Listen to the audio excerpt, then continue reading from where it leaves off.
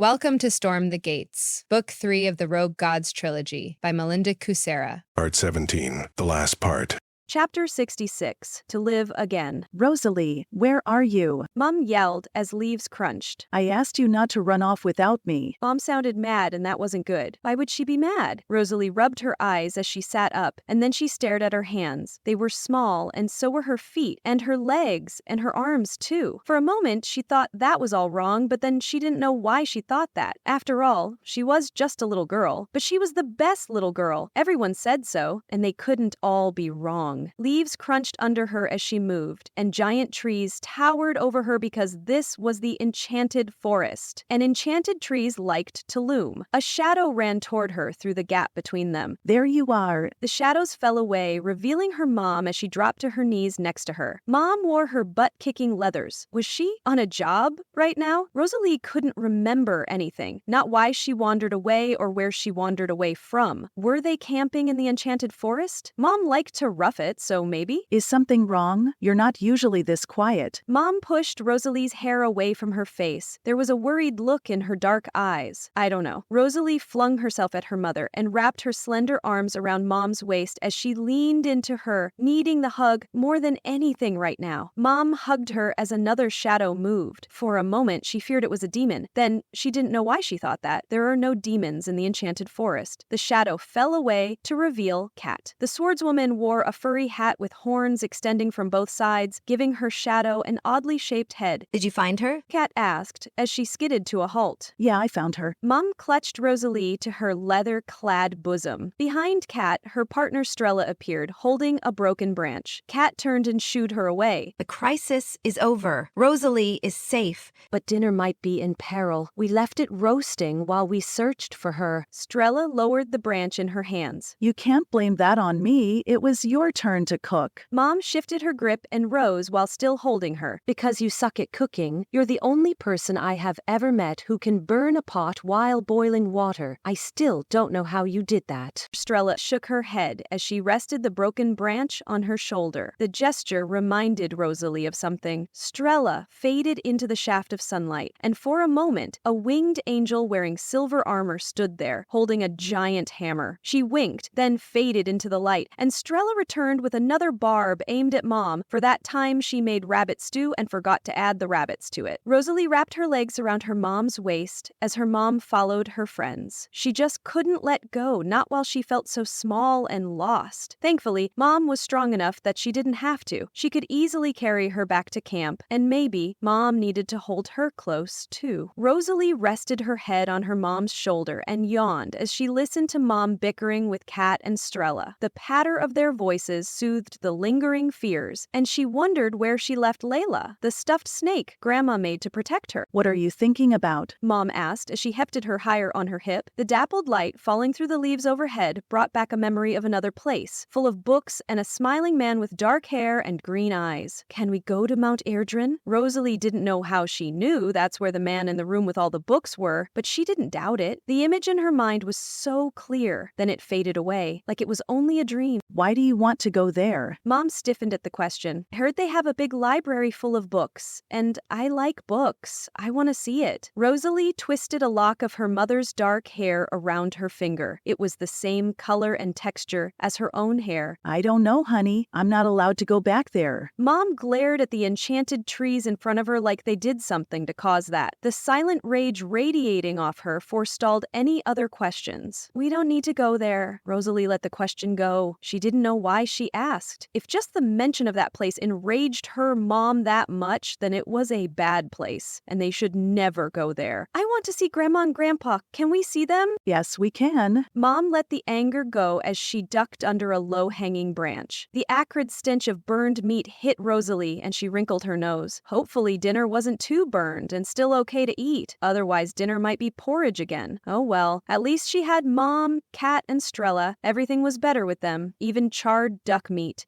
Chapter 67. Parting Ways. It was over now, even if it didn't feel like it. There was nothing left to do here except to stand shoulder to shoulder with his friends and bear silent witness to the woman who accidentally became a goddess, then spilled her own blood to give it up. I reset the timeline. The earth remembers what the trees forgot. That time moves on, but loyal friends do not. When today and yesterday meet, we live now in every heartbeat. Rosalie said before she collapsed, and a column of light shot upward from the boulder in front of her. Hopefully that was this mysterious thing called a timeline reset. Arjen Neal still didn't understand how a timeline could lose its place or need a reset, but JC said it did, and Thaniel and Azariah believed him without question, so he kept his questions to himself. The light spread out in a blazing line a mile high as the silhouette of Rosalie dissolved into a cloud of shining motes that spun and slammed into the point of the arrow-shaped glacier like a hammer made of light, and it shattered, sending shards flying in every direction. Arjen Neal raised his arm to shield his face from those deadly projectiles, but the light wrapped around him and his friends, and the ice crystals flew away from them to land harmlessly in the snow. Come on, if we hurry, we can catch her. Thaniel grabbed a staring Guerren and leaped into the air, dragging the grumbling ex-war god along with her before he could complain or give her orders. How can we catch her? She dissolved and then broke the glacier in the most astounding magical act I've ever seen, and that's saying something since I've seen a lot of magic worked lately. Natali flapped their wings and chased after Thaniel. That was impressive. To answer your question, her body might be gone, but her soul isn't, and that's what I want to catch. Daniel called over her shoulder. How can we catch it? Natali asked as Azariah let go of him. He didn't need to hear Daniel's reply, because there was only one place that all souls went after death, and it was gray and full of fog. Shall we go with them? The gray between isn't the nicest place, and I'm sure Rosalie would like some company while her fate's decided. Azariah extended his hand. True, but I don't think she'll stay long there. Arjen Neal strode to the boulder where 4 gray crystals lay. Where you going? Azariah followed him deeper into the light. Rosalie wouldn't want these to fall into the wrong hands. Mine might not be the right ones, but I won't misuse them. Arjen Neal gathered up the 4 time crystals and slipped them into a pocket on his robes. I don't know where they belong, but it's not here. Shall we go now? It's a little bright here. Azariah asked from beside him, and he was right about the level of illumination. Yes, now, who's not listening?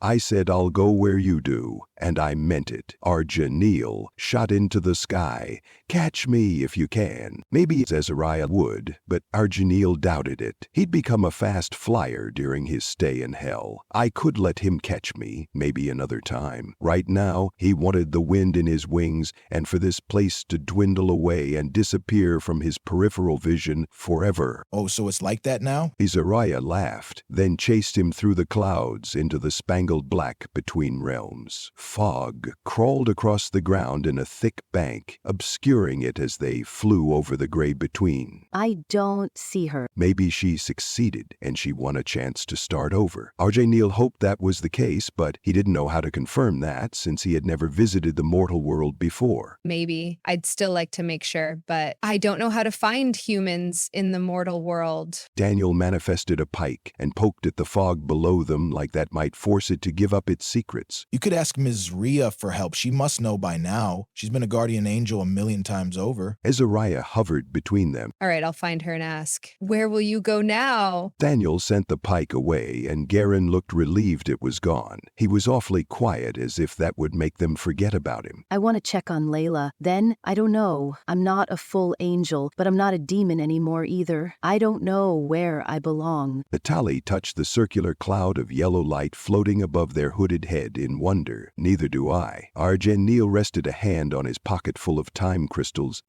Now who's not listening? I thought we had already settled that. We belong together, and I promised to build you a library at a yet-to-be-determined location. Azariah elbowed him in the side. Let me know where you build this library, and maybe I'll come to work for you. I like books, and it would be a nice change to spend some time among them. Natali stuck a hand out to them. There will always be a place for you at any library I build. Arjen Neal clasped Natali's hand, then let the Versati pull him close for a hug. It was an awkward one since he still held the shoe shoe stone, and that thing was as unwieldy as it was powerful. I'll pop by too. When you absolutely need to destroy something, call me. I've got a hammer, and I like to smash things with it. Daniel winked as she wrapped her free arm around Natalie's shoulders when they released Argenil. And you'll always be part of my army. So if you need someone to lead you, you know who to call. Guerren clasped Natalie's gloved hand. It was nice meeting you. I hope we can get to know each other better. Azariah clasped Natalie's other gloved hand. When he let go, Natalie waved to them. Then I'll see you all later. Natalie flew away, likely to search for the smoke-wreathed portal to hell. So where are you really going? Daniel faced them. JC wanted to talk to him, so we need to find him. Azariah nodded at him. I hope you'll take this. I'm tired of carrying it around. Argendil held up the seeing stone. No need to look for me. I'm right here. A man walked out of the fog. Light clothed him, making it hard to see what he looked like. While you do that, I have a war god to deliver. I'll see you later. Daniel squeezed his shoulder. Then she flew off toward the rainbow that marked the portal to the mortal world. Should I find something else to do too? Azariah landed in the fog, and Argenil did too. It only seemed polite. No, you can stay. JC waved for him to remain. Will you take this? Argenil held out the shoe stone. Yes, it's done its job. JC took it from him, and the shoe stone shrank until it could fit in his pocket. Then it vanished. What about these? Argenil pulled the 4 time crystals from his pocket and offered them to him. I'll take these two. They've caused enough trouble. Thank you for bringing them to me. JC accepted the crystals, and they disappeared into his light. You're welcome. Will we need to do this again? That was finally it. His last duty now discharged. Argenil stood there awkwardly, wondering what to do next. No, the link between the past and the present is broken, like Rosalie wanted. No one can change it anymore. Now, let's talk about the future. I want you to build more libraries and put not just knowledge, but all the dangerous things in them. Will you do that for me? You were the voice I heard. You told me to build the library in hell. Argenil stared at JC, and some of his light diminished, so he looked like a man with dark hair, dark eyes, and that same olive complexion Argenil had. Yes, I hear the lost souls calling out for help, and I always send help. JC rested a hand on his shoulder and squeezed it. Now I'm asking you for help. Many dangerous things were lost. I want you to find them and secure them somewhere safe, but that's not all. JC let go and scooped up a handful of the gray, dusty soil, then tilted his hand so the sand poured off his palm. Mortals live short lives, and they doom themselves to repeat the mistakes of their forebears because they don't remember the lessons their ancestors learned. But we can change that. How? It sounded impossible to Argenil, but he'd only met one person who was semi-mortal,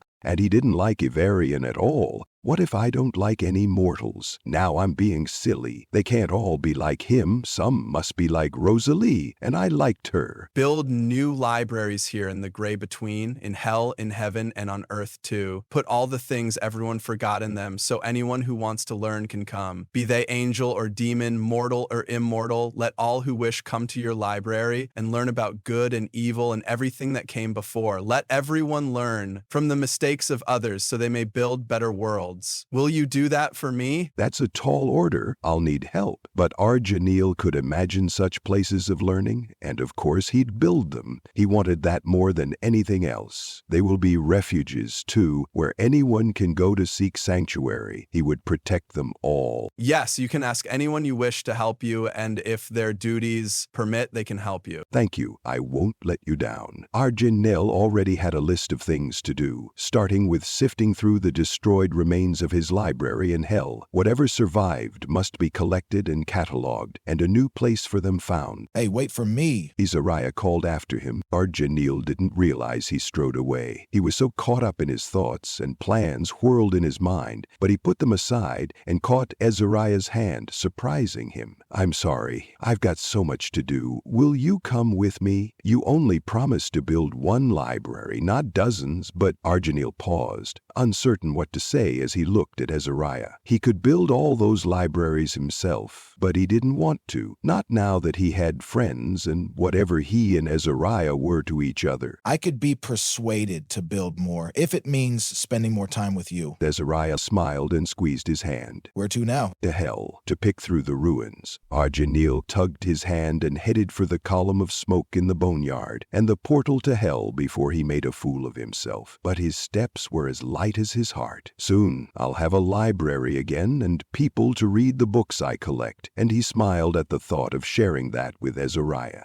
Chapter 68. One Last Time to the Abyss. Natalie paused as bones crunched under their feet. Before them stood a wall of smoke, and somewhere inside it, the portal to hell waited. But Natalie glanced away from the smoke to the miles upon miles of fog-shrouded land, half-wishing Thaniel, Arjen, Neil, or even Guerren would run out of that fog to stop them, but they didn't, because they'd paused their fellowship for a little while as they all went off to pursue their own missions, and that was okay. I'll miss them, but I'll be back, and so will they. Natalie knew they would return as they strode into the smoke. It felt different from when they crossed that smoky threshold before. The portal swung open like a door, and Natalie knew as they passed through it that this door would open again when they wanted to leave hell, and it would let them pass back into the gray between. Tears blurred their sight in gratitude. They were no longer a prisoner of hell. I'm free, and I won't misuse that gift. The smoke dissipated as orange light cut through it. Then Natalie fell toward the sun-baked ground until their wings caught the wind. Giant cracks showed where they fought Lionestra and freed something called a sixth seal of the apocalypse. It had risen into the sky and vanished, but that was okay. I don't want to know anything more about that. It was too weird, and Natalie had experienced enough weird things to last them a century, if not more. Their flight path took them past the ruins of the Library of Forbidden Knowledge. Arjen Neil will rebuild it. I'll bet that's all he's been thinking about since we left that icy realm of time. Natalie hoped never to visit that realm ever again as they flew over the crushed buildings on the outskirts of the city where the Adversary built his palace. They followed the collapsed buildings right to it, then landed and retracted their wings into their back. Now for the tough part, facing their own kind again. Natalie steeled themselves and held their veiled head high as they climbed the steps to the ornate doors of the palace and pulled them open. But the long hallway lined with mirrors was empty. Where is everyone? Natalie ghosted through the abandoned palace, searching for Layla until they found a door and a dark staircase leading deeper underground. Since that was the only place they hadn't searched yet, they shrugged and padded down the stairs, hoping they weren't about to walk into a trap. Who goes there? Uriah asked from somewhere below. I'm glad you didn't turn on us. We weren't sure we could trust you. Natalie still wasn't sure about that, but he'd earned a measure of trust.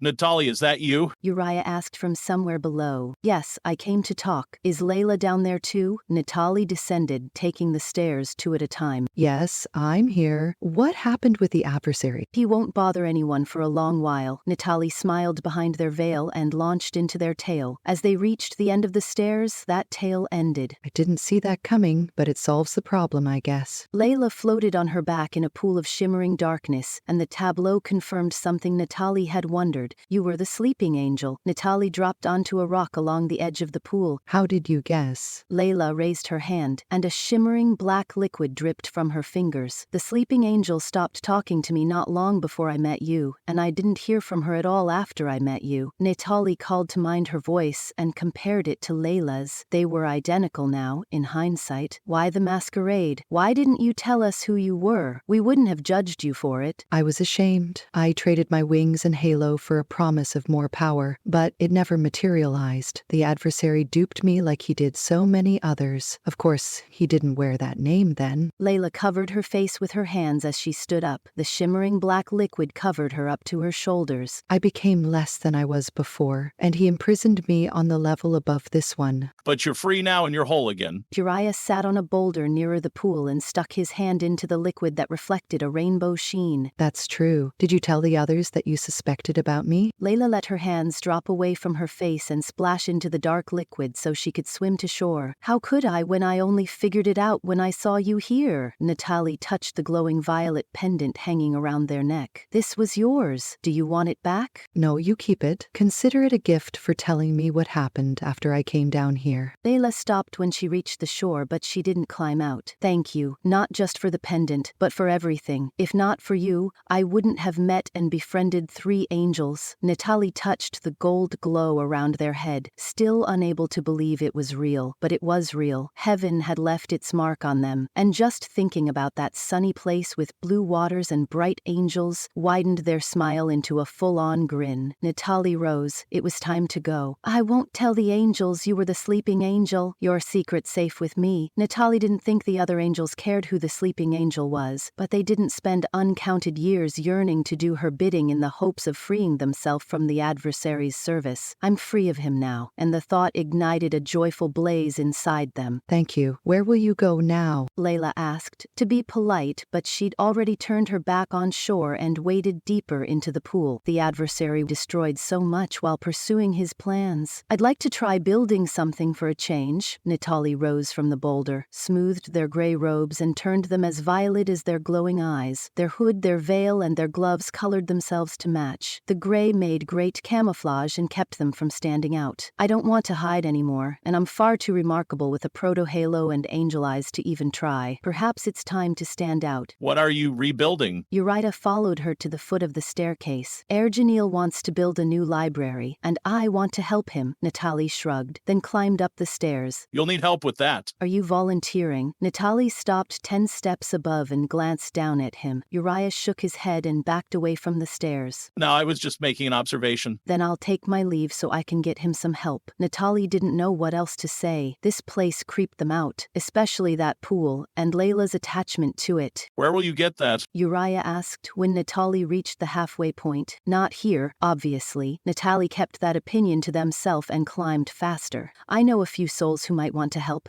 After all, they weren't the only one of their kind to follow the sleeping angel. Who knows? Maybe they'll earn a halo too, and they'd watch Layla. One slip into darkness was an accident, twice was a problem, and they didn't need another one so soon or a new Dark Lord. Hopefully Layla wouldn't succumb to darkness again, but she wasn't off to a great start if she was bathing in it. I hope she knows she's got friends who will pull her out if she gets caught in that stuff. Natalie left the palace and extruded wings from their back to take to the sky again, since that was the fastest way to reach their next destination. The spire towered over the cracked land some miles from the city. This crazy adventure began here for me, and it's a fitting place to begin a new one. Natalie landed on the narrow platform between the sharp metal points that rose above the spire's black roof, and retracted their wings as they descended the stairs into the structure. Round and round past cell doors they went. Since some maniac made the only way to travel between levels a spiral ramp, an eerie silence filled each level because the cells were empty, and the guards fled when the adversary called them. What was he planning to do with all those creatures? They might never know now, since the adversary was hunting for the firsts in that frozen place. There were other passageways and stairs, but they were all on the lower levels where the building belled out from construction projects, adding on to it over the long years of its existence. Eventually, Natalie reached another passageway and stepped off the ramp into a staircase, plunging into the ground, and the silence faded the deeper they went, replaced by the buzz of anxious voices. Natalie left the stairs and followed a passageway to a large room crammed with people, all wearing gray from head to toe, and they were arguing, of course. Natalie paused at the threshold, too conspicuous in their violet regalia to hide in a crowd, and after everything that happened, they didn't want to hide anymore. Neil, Thaniel, and even Azariah knew what they were, and they accepted them without question or judgment or condemnation for anything. They don't care that I can perfectly mimic them. I wouldn't, though, and they didn't have to mimic everyone they encountered anymore. Their flesh no longer resculpted itself every time they looked at another creature, not since they left heaven in the company of 3 angels. I'm not a reflection of what I see anymore. I'm what I choose to be, and that's why they chose to wear violet, because they wanted to be as much like Neil, Thaniel, and Azariah as a being who was half human and half fallen angel could be. I'm more than the sum of my parents' mistakes. I'm a unique being who deserves love, friendship, and family, and they really should say something, because hundreds of Versati turned to face them as they stood there wool-gathering. Natalie brushed away a stray tear and regarded their people as a hush fell over the crowd. The adversary is gone, and he won't be coming back anytime soon. The spire is empty. There are no prisoners to tend. The crowd erupted into questions. So many shouted that Natalie couldn't make out the questions, but they could guess what the crowd wanted to know. Natalie raised their gloved hands and tried to get control. While they waited for silence to fall, Natalie thought about what else to say. What can I really offer? Hard labor for a benevolent angel who loves books? Sanctuary for those who want it when the library is built? Sanctuary from what? My people are free since the adversary is gone. Why did you change your clothes? Someone else shouted something that might have been a question about the gold glow gathered around their brow like a halo or a crown. I'd rather have a halo than a crown because that would make me more like my friends. Someone else asked why their eyes changed color, and other questions about where the adversary was, and why couldn't he return. All great questions, but any answer Natalie gave would be drowned out by the crowd. Their people might dress in gray and creep around to avoid notice, but they weren't quiet unless their existence depended on it. When the crowd ran out of questions or realized they wouldn't get any answers until they shushed, they finally shut their mouths. Silence descended. Natalie waited for another beat to make sure that silence would last before telling them about meeting Arjanil and his library, who will help me rebuild it. When a thunderous "we will" answered them, Natalie smiled behind their veil and motioned for them to follow. Then let's go build a library so wondrous angels come to visit it. Natalie turned and led the way one last time for old time's sake to the secret exit at the base of the spire. Natalie slowed and hovered over the pancaked remains of the previous library. Not one tower still stood. The gateway crushed the entire complex into the ground, leaving no stones unbroken. But Arjanil tugged aside cracked sections of the roof like he expected to find something in the ruins, and Azariah crouched in a corner sifting through the rubble while stealing glances at him. It looks like you could use some help. What are you looking for? Natalie descended and landed on a rock that shifted underfoot and sank as something under it moved. Anything that we can salvage or reuse. Arjanil said without looking up. You're welcome to join us. Azariah said, but he didn't look up either. They were making this surprise harder than necessary. Then we'll get to work. Natalie waited for their announcement to sink in. What do you mean by we? Azariah glanced at them. Natalie pointed at the sky, filled with their people until they descended and retracted their wings. Oh, Azariah rose and climbed over to Arjanil, who still hadn't looked at anything except the ruins of his beloved library. You're welcome to join us, too. Arjanil said as he wrestled a slab of stone covered in writing out of the rubble. Azariah rested a hand on his arm and stopped him. When Arjanil finally looked at something other than the rocks under his sandals, Azariah pointed to the Versati standing respectfully around the ruins, waiting for orders. It was too bad the ex-war god wasn't here. Guerren would have snapped out orders instead of staring in shock at hundreds of Versati, all looking to him for instructions. I wonder how you're getting on, Guerren, and if we'll ever run into each other again. Hopefully that wouldn't happen too soon. Natalie needed to build something before that ex-war god tricked them into helping him destroy something else. Arjanil finally found his voice and confirmed that he could lead an army of volunteers just as well as Guerren. Natalie suspected that was why he and Guerren never quite got along. How did you pull this off? Azariah asked in an undertone as he watched Arjanil jump off the giant pile of broken rocks, bookshelves, and buried books that were the main library building before a magical gateway fell on it. He landed on the ground so he could speak with each volunteer individually and assess their skills. He offered them a chance to build something for someone who would accept them for who they are and not judge them for it. Natalie shrugged. Everyone deserved that. Movement caught their eye, and Natalie spun to face the motley group of demons holding on to each other as they stumbled toward the wreckage like survivors of a war. They stopped and stared like their world had ended until Arjanil strode over to them. Since they didn't attack him, Natalie relaxed, but they'd keep an eye on these newcomers in case they meant trouble. It's okay, they're Arjanil's people. They used to work at the library. Azariah relaxed too when the group of demons crowded around Arjanil did nothing except clasp his hands or fall into his arms and weep for the home they lost. The library was once their home, and soon it would be their home again. But it would be bigger and better than its predecessor. It'll be my home too. I belong here as much as Arjanil does. Natalie followed Azariah as he picked his way down the side of the giant rubble pile to meet the rest of the library's staff. We'll all make a home here.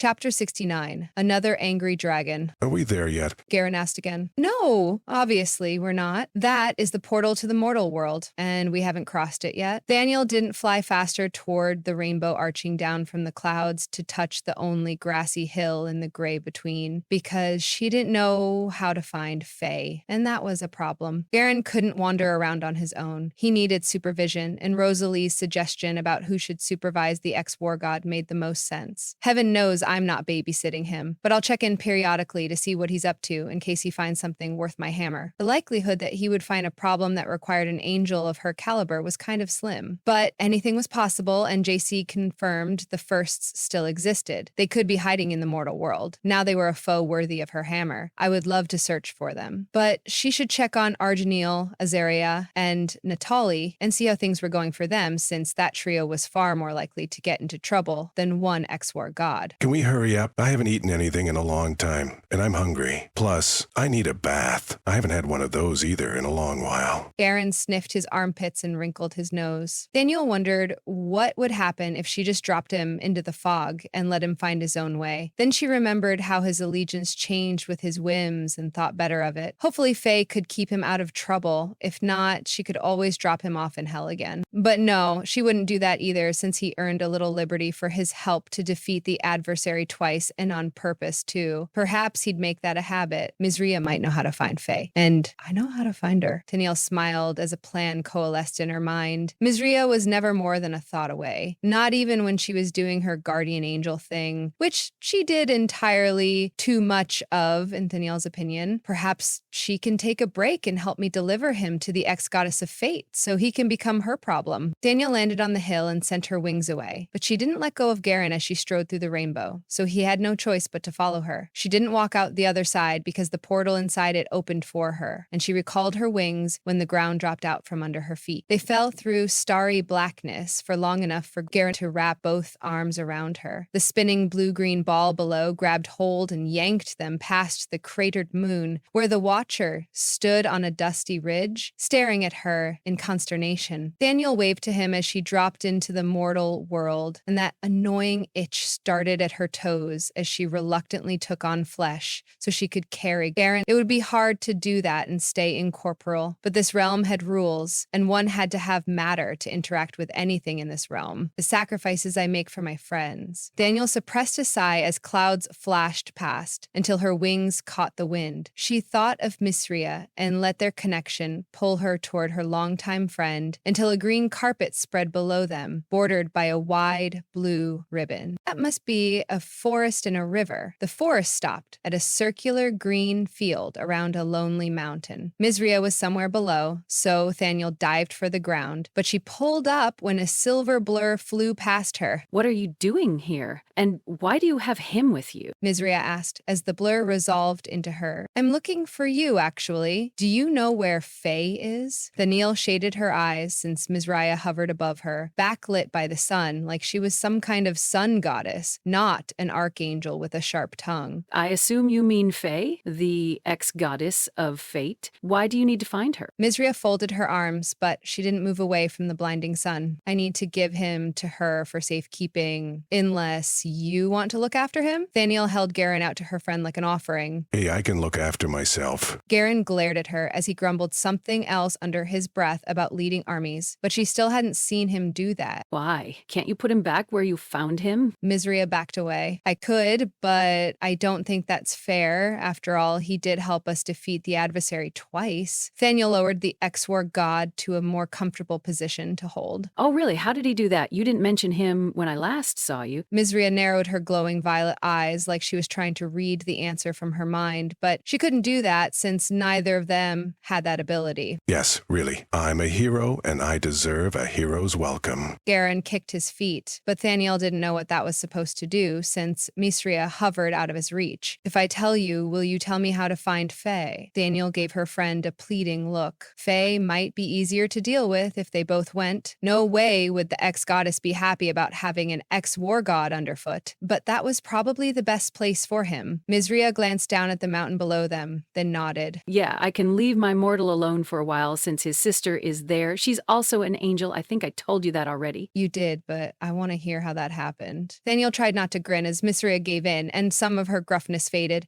You go first. Tell me what the war god did to deserve a second chance. Misria finally flew away from the sun. The war god has a name. And while we're on the subject, can you stop talking about me like I'm not here? Because I am here, and I can explain my own actions. Thank you very much. Guerren glared at the backs of Misria's wings, because she didn't even glance over her shoulder to make sure they followed her. As if I wouldn't! I'd follow her anywhere. Thaniel flew flew after her and she let Guerren tell his tale. It was only fair. Hours later, after the forest faded into grassy plains and then a desert, a long structure with at least 2 levels appeared in the middle of a lot of sand and a ring of smoking mountains. A black dragon lay on his back in a pool of cooling lava and watched them from a volcano's caldera, but he closed his eyes when he saw their wings because he recognized them as angels. Bailiffs here? Danielle asked as Misria descended toward the flat roof of the pale structure. Someone fenced in the flat roof to make it a really big balcony, and a staircase led up to it from inside Faye's giant house. Yes, I do. Faye said as she stepped out of the staircase onto the rooftop terrace. What can I do for you? Laughter preceded 2 little boys running out of the same stairwell. One was dark-haired with dark-tanned skin and Faye's glowing red eyes, which meant he was probably her son or grandson. He ignored them, but his friend didn't. Meanwhile, the other boy had white hair and skin as pale as the stones under his bare feet. He had his mother's gray eyes, and he stopped in his tracks when he saw them and stared. "Hello, child. What's your name?" Danielle crouched in front of the white-haired boy and waited for an answer, even though she already knew who he was. She just needed him to confirm it. Fair. Why don't you and Ivarian go back downstairs to play? I have some boring adult stuff to handle. Faye made shooing motions as the dark-haired woman that pulled a scimitar from her skirt in that icy realm where the timeline once existed climbed the last steps and set foot on the rooftop terrace. Oh, good. Morgana, can you take the boys below? Sure, come here you two, and I'll play a game with you. Morgana extended her hands to the 2 boys as a black man with Faye's glowing red eyes exited the staircase behind her. He was obviously one of Faye's sons, and the appreciative look he gave Morgana as she bent to catch Avarian's hand spoke volumes. Faye noticed too, and she glared at her adult son, but she didn't say anything because his attraction wasn't Morgana's fault. The goddess of truth wasn't doing anything to encourage it. Oh boy, can Faye handle having an ex-war god, an ex-goddess of vengeance, and that goddess's 7 daughters under her roof with her extended family? If not, it's her problem, not mine. But I'll, of course, drop by to see how that works out and enjoy the drama.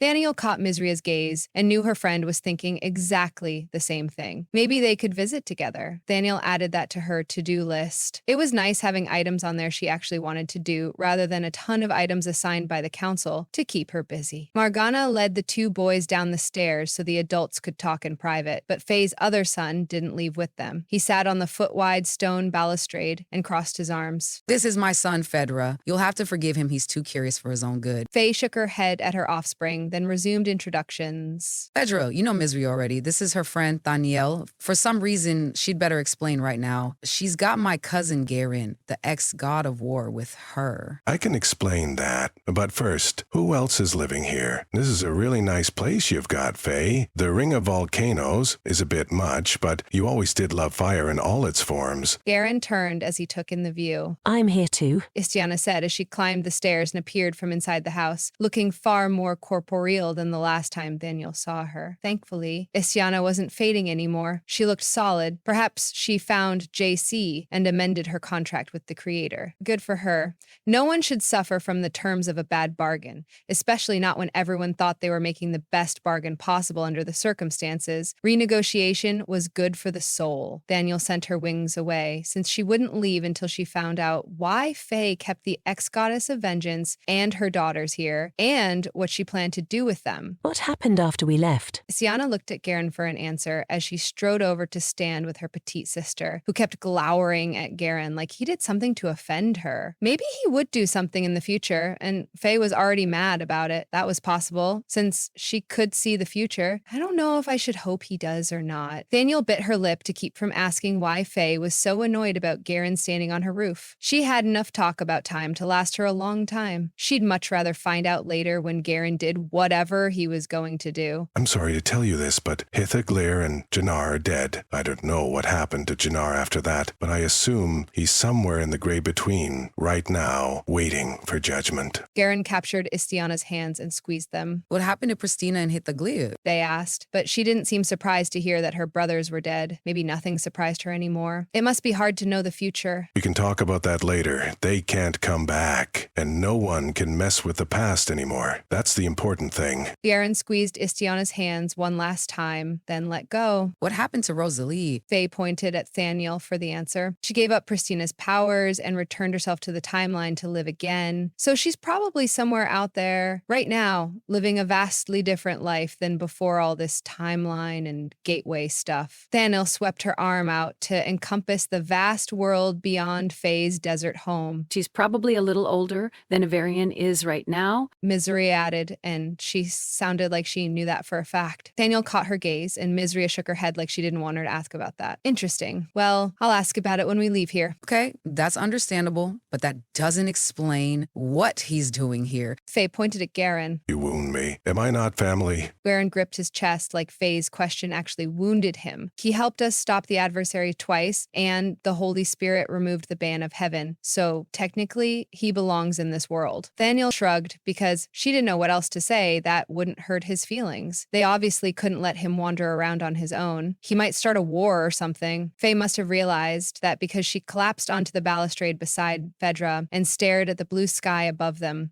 Maybe she also wondered what to do with him. I'd like to hear that tale. Phaedra wrapped an arm around his mother's shoulders. So would I. Faye added, but she didn't look interested. I know what you're thinking, but you don't have to worry. I won't cause any trouble. Guerren turned both his hands palm up to show they were empty as he strode toward where Faye sat. I find that hard to believe. Faye rubbed her face. I'm a changed man. Just ask Danielle. I found my army, but I'm always recruiting new members. You could join it. Guerren halted and grinned as he stared at the sky. What was he thinking? That's what worries me. You're welcome to stay, but there will be some ground rules, of course. Faye rose and flames engulfed her. When they faded, she was a large red dragon that towered over them. You won't recruit any of my descendants for any of your schemes. Is that clear? Yes, crystal clear. You worry too much. Guerren patted her clawed hand. Faye growled, and that was probably the best response to such a comment. Well, it's been fun, and I promised to check in on you all to see how things are going, but we need to go. Thaniel gestured to herself and Misria, and her friend nodded. You do that, Angel. Now, everyone, get out of my sight for a while. I need to think. Faye waved a clawed hand, and Guerren ducked to avoid hitting his head. Come with me, Guerren. I'll find you somewhere to sleep. Phaedra rose from where he sat and listened to everything and led the way to the stairs into the house. We'll see you soon. Thank you, Faye, for letting him stay with you. Thaniel recalled her wings and flapped them to get her the hell out of there before Faye spat a fireball at her. You do that. Faye flapped her wings too and flew toward one of the smoking volcanoes. Maybe she fancied to swim? Thaniel lost sight of her when Misria caught her arm and shot toward the horizon. Where are we going now? Away from here. Misria didn't slow until the desert faded to grassland and the plains faded to forestry again. Where are we really going? Thaniel asked. Hopefully, this time, her friend would answer. Do you want to see Rosalie again? Misria asked instead of answering. You know where she is? Thaniel was so stunned she probably would have fallen if Misria wasn't towing her across the sky. Yes, I think I do. Misria flapped her wings faster, as if speed would help them reach her. Thaniel sent her wings away and wrapped an arm around Misria's waist. Misria let go of her arm and slipped an arm around her waist too. They didn't fly far before she slowed and pointed down at a little girl, asleep on a pile of leaves between two enchanted trees. That's her, isn't it? Misria whispered as the girl shifted like she was waking up. Yeah, that's Rosalie. She's so young. Thaniel stared at her as the girl glanced around. A woman called Rosalie's name as she raced through the forest. She had Rosalie's dark hair bound in a braid, but unlike her daughter, she wore leathers from head to toe and trousers instead of a skirt. Rosalie called her mom, so this woman wasn't a stranger. They didn't get a good look at her mother until the woman dropped to her knees and swept Rosalie into a fierce hug. Whoa, she looks just like Rosalie. Thaniel peered down at them through the branches of the tree they stood on under a cloak of invisibility. You mean Rosalie looks just like her mom, Robin of Larkspur? Misria jumped off the branch and flapped her wings, taking Thaniel with her since they were still holding on to each other. You sound like you don't like her. Thaniel tightened her grip and resisted the urge to call her wings back. She didn't need them since Misria flew them. I don't dislike her. I just wish things ended better with my mortal. I know Robin got the worst of it, but I wish things played out differently. Misria sounded wistful, and that was utterly unlike her. Are you matchmaking? Thaniel poked her in the ribs with her free hand. Misria laughed. Me? See? Matchmake? You have the wrong angel if you think that. Nah, I had the right angel. So where to now? Daniel watched the forest slide by below them as they flew, arms around each other. Mizra sighed and kept her gaze fixed ahead. I need to get back to Mount Erdrin and check on my mortal. Where are you off to next? I can stick around for a while. Erjanil and Azariah are grown angels. They can take care of each other without me for a while if you want me to stick around. Danielle glanced at her pensive friend as Mizria considered that. Yes, I would like that. Mizria smiled and squeezed her waist as they flew back toward the mountain and the mortals living under it. The end? Chapter 70. The adventure continues. Is this just a trilogy? Well, no, actually. I tried to contain the characters in the story to just these 3 books, but the characters refused to stay in the trilogy, and their story spilled over into several other books. Rogue Rescue takes place simultaneously with the end of Summon the Gods. This book is part of the Robin of Larkspur series. It's written from Robin's and Sarn's point of view, since they aren't point of view characters in the Rogue Gods Trilogy. But oh my god, they tried so hard to insert themselves into the story that they had to get their own book. So now you can read everything they wanted to say in the Rogue Gods Trilogy and join them on their side quest related to the events in the trilogy, because the Wild Hunt didn't run away and leave them alone after the Haven fell. Witness the thrilling chase in Rogue Rescue and see what Sarn does about it. The Wild Hunt will wish they never bothered him. Shards for his gift takes place simultaneously with the middle of Storm the Gates. This book is part of the Cursebreaker series, and it covers all the events from the Crystal Prison arriving on Rand's doorstep to the trap springing on him and his family. It starts off as a cozy fantasy story that turns into an epic fantasy adventure when Vangiana appears. That wasn't Rand's fault. He was barely involved in that part, or so he says.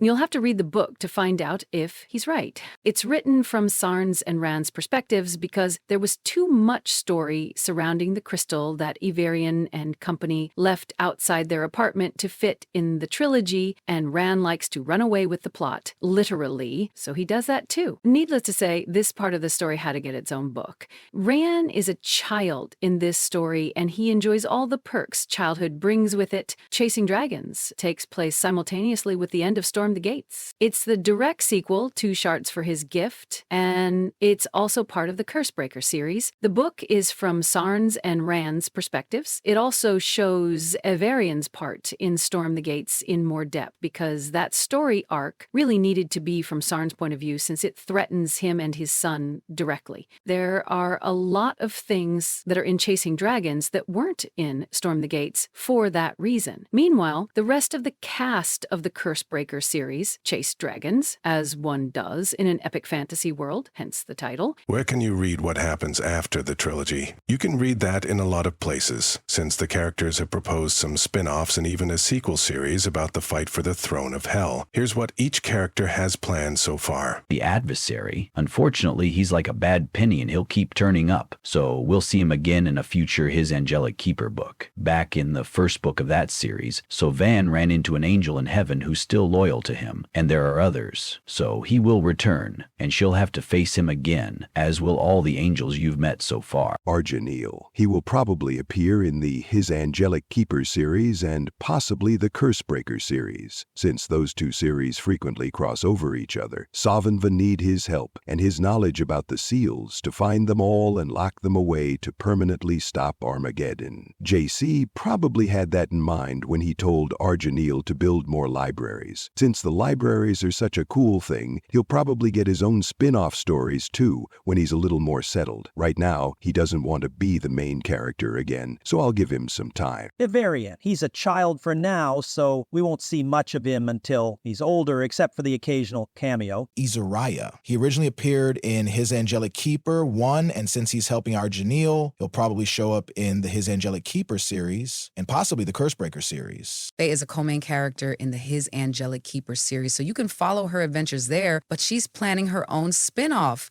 and it will probably involve Morgana and her sisters, and Guerren, of course, since he's living with her family. Guerren. He'll probably appear in the His Angelic Keeper series and possibly the Cursebreaker series too. But he's also planning a trip back to Hell, since there's a power vacuum down there right now, and everyone wants the throne. There's a war brewing, and he is a war god, so naturally he wants to take part, and he'll rope his friends into it too, as one does. Istiana. She might stick around at Faye's place, or she might take her son and return to Shayari, where she lives. Either way, we'll see her in the His Angelic Keeper series, or the Cursebreaker series, or maybe even in Robin's future adventures, but probably not immediately. Istiana would like to take some time after this trilogy to be with her family. Layla, she's staying close to the abyss. Since the throne room is above it, and the throne is empty at the moment, she'll be at the epicenter of the fight for control of Hell. Will she stay on the good side, or will she succumb to temptation again? Miss Rhea, she's Sarn's guardian angel, so she's always present in the Cursebreaker series, even if you can't see her. She also helps Sovereign in the His Angelic Keeper series. They might even be friends now. Natalie might appear in the His Angelic Keeper series, but probably not the Cursebreaker series because that would involve going to the mortal world, and right now, that's not a place they want to visit. Since they are watching Layla, Natalie will get pulled into the fight for the throne. Ran is Sarn's son. Since Sarn is the main character of the Cursebreaker series, you can find Ran there and watch him grow up into the man you met in the Rogue Gods Trilogy. Robin stars in the Robin of Larkspur series. In that series, Rosalie is a baby, but that will change since the sequel series will catch Robin and her daughter up to the Cursebreaker series, and the two will eventually cross. Sarn is the Cursebreaker series, so you can read about his adventures and his struggles to protect his son, who wants to be his sidekick in that series. Daniel. She'll likely show up in the Cursebreaker series, which is great because Sarn will need some serious muscle when the Rider of the Apocalypse interrupts a joust and a fair he attends with his family in Cursebreaker jousts.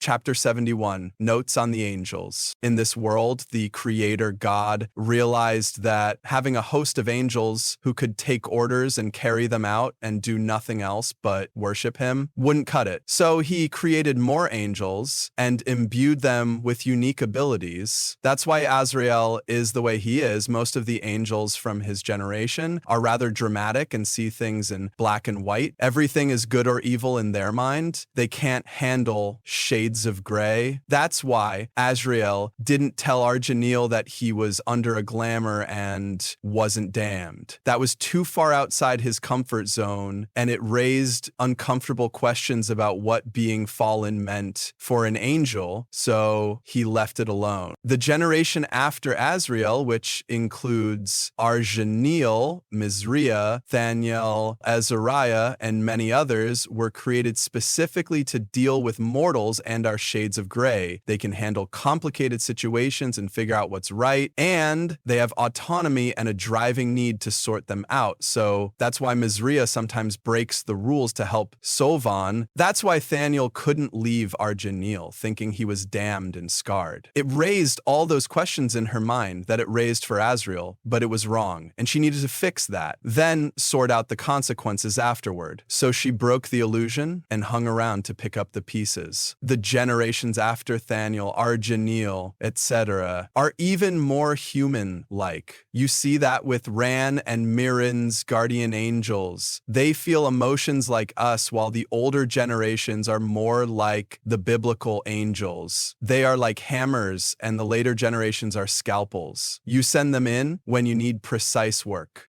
You've been listening to Storm the Gates, Book 3 of the Rogue Gods Trilogy by Melinda Kucsera. Subscribe to the channel so you'll be notified when a new book publishes. The Rogue Gods Trilogy is available as an ebook and paperback, and now a full cast audiobook. Click the link in the description to order your copy. If you love the Rogue Gods Trilogy, then you'll love Melinda's other epic fantasy adventure books too. They're just as full of magic and mayhem and characters who will do anything to achieve their goals. Check them out at the link in the description, and while you're there, sign up for her newsletter so her characters can talk directly to you. Thank you for listening.